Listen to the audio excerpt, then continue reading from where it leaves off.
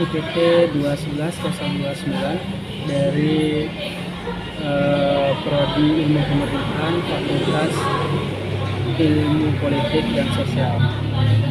Baik, di sini saya akan menjawab beberapa soal UTS ujian tengah semester Universitas Cordova Indonesia dari MK Bahasa Indonesia. Baik, untuk pertanyaan pertama, jelaskan secara sejarah singkat bahasa Indonesia berserta alasan mengapa bahasa Melayu menjadi cikal bakal bahasa Indonesia. Oke, langsung saya jawab. Dalam kaitannya dengan sejarah, bahasa Indonesia itu berasal dari bahasa Melayu. Dapat dilihat dari catatan pada zaman Kerajaan Sriwijaya, di mana bahasa Melayu digunakan sebagai bahasa penghubung antar suku di pelosok Nusantara. Selain itu, bahasa Melayu menjadi bahasa penghubung antar kepulauan perdagangan yang terjadi waktu itu. Bahasa Melayu juga kemudian menyebar ke pelosok Nusantara. Persebaran bahasa Melayu ini berbarengan dengan persebaran Islam. Nah, inilah yang menjadi titik pokok bagaimana bahasa Melayu itu dapat diterima karena berbarengan dengan penyebaran Islam, dan tentu kita tahu bahwa Islam di Indonesia adalah negara mayoritas. Nah, sehingga inilah yang mempermudah bahasa Melayu itu menjadi bahasa nasional di Indonesia itu sendiri. Nah, oleh karena itu bahasa Indonesia sangat erat hubungannya dengan bahasa Melayu. Tentu hal ini menjadi relevan jika Anda pernah mendengar bahwa bahasa induk bahasa Indonesia adalah bahasa Melayu. Baik, untuk pertanyaan kedua, saya akan menjelaskan beberapa karakteristik bahasa. Jadi yang pertama itu ada arbitrat, adalah hubungan langsung yang bersifat wajib antara lembaga dengan yang dilambangkannya. Nah, dengan kata lain, ada hubungan antara bahasa dan wujud bendanya. Nah, yang kedua itu sistematis. Sistematis adalah proses penggambaran sesuatu yang direncanakan, dan akar bahasa Latin dari sistematis adalah sistema, yang artinya tatanan atau sistem. Sehingga secara umum makna sistematis dapat diartikan sebagai segala bentuk usaha yang dilakukan untuk menguraikan atau menjabarkan sesuatu dalam hubungan yang teratur atau logis.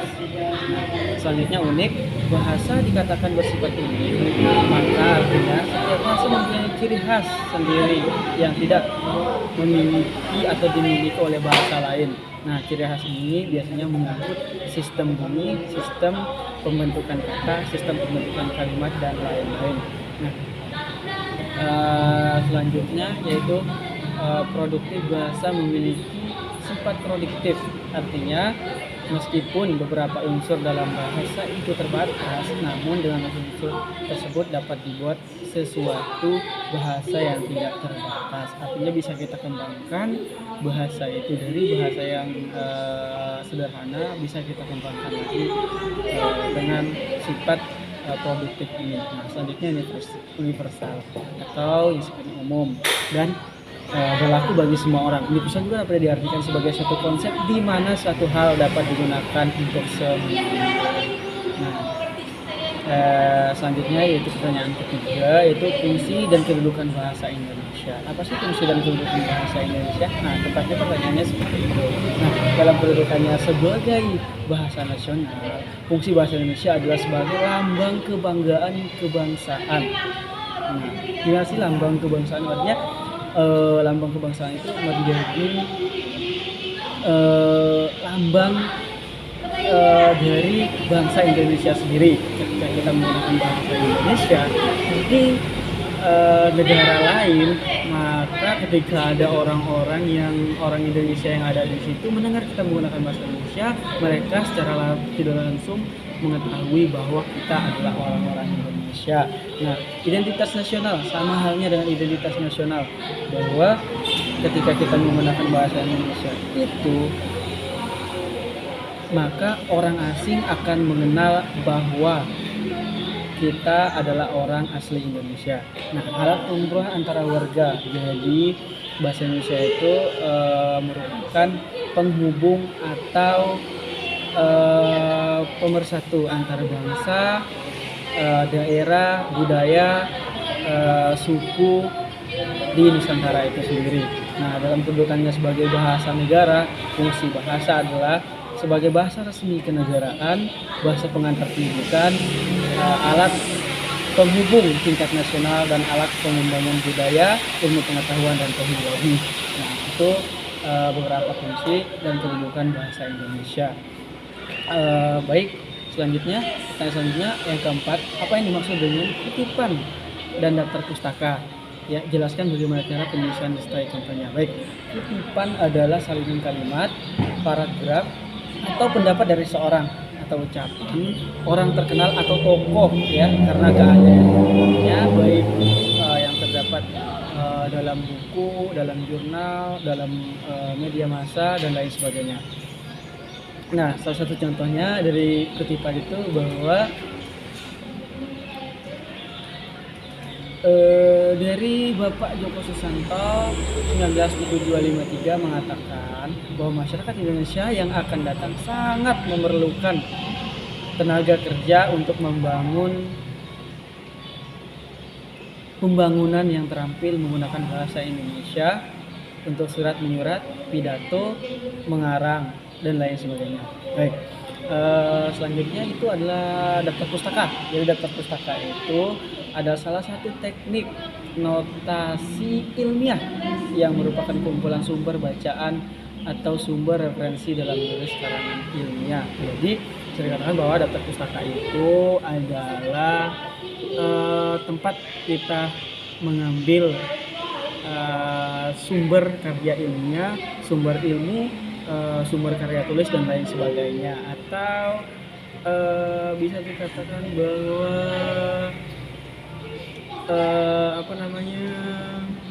di mana kita mengambil sebuah referensi. Nah, itu ditunjukkan oleh daftar pustaka.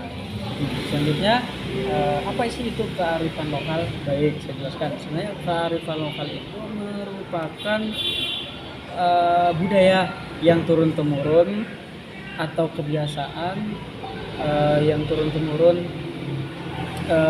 diturunkan oleh masyarakat terdahulu, dan kita teruskan apa yang dilakukan.